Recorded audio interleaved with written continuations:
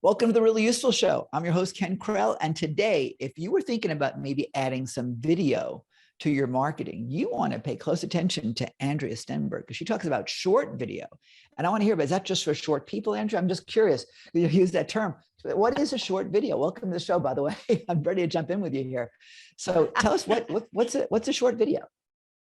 Well, you don't need to go on for 45 minutes or an hour. 5, 10, 15 minutes is ample opportunity for your ideal clients to see your face, hear your voice, and get a taste of what it's like to work with you so you can really jumpstart that process of getting people to know, like, and trust you enough that they're ready to reach into their wallet and hire you. See, I love the reach into the wallet part. That's great. But what's interesting is you're saying you're using short as 5, 10, 15 minutes. To me, I'm surprised to hear you say that.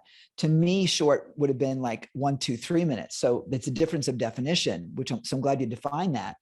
What would you say is the biggest thing people need to bear in mind to keep their videos most effective? Well, one of the things is you really need to plan ahead and stay on one topic so that you can give people some actionable information right away.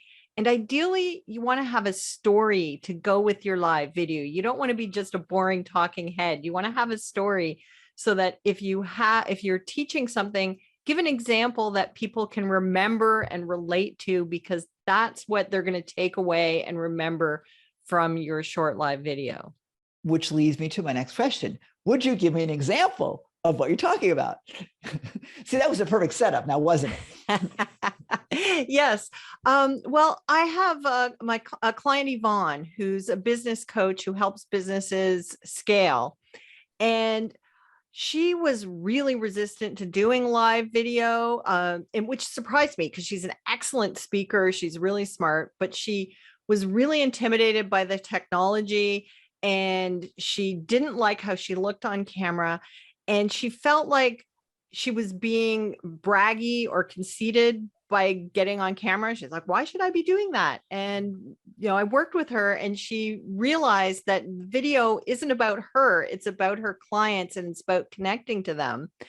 And so she would get on and she likes to give really short little snippets of things that people can do. She calls them Post-it notes for the mind. And she gives people like a really specific tip and then a story about where somebody's used it. And she's really grown since she started doing these videos and stopped worrying about, it was being about her. It's about how to help people. And the amazing thing is because she now has this body of live videos on her Facebook page, on her LinkedIn profile, she started getting invited to speak at larger events, and it's really grown her business. And it's so exciting to see her do this. I love that. And it's true. The step-by-step piece really makes a difference. I would love to have more time with you. And yes, and we're supposed to keep things short, which is always a challenge, for me, as you probably know. So if we wanted to learn more from you and really and get in touch with you, what's the best way to do that?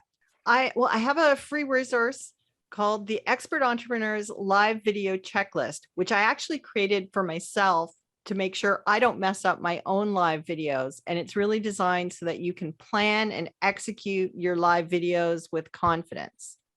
Love it. I will leave a link for that in your show notes. Perfect. Thank you. I really appreciate that. I do want to make a distinction before we go, because as I introduced you, you did mention to me live video, but I wasn't thinking in my head live video. I was thinking of video.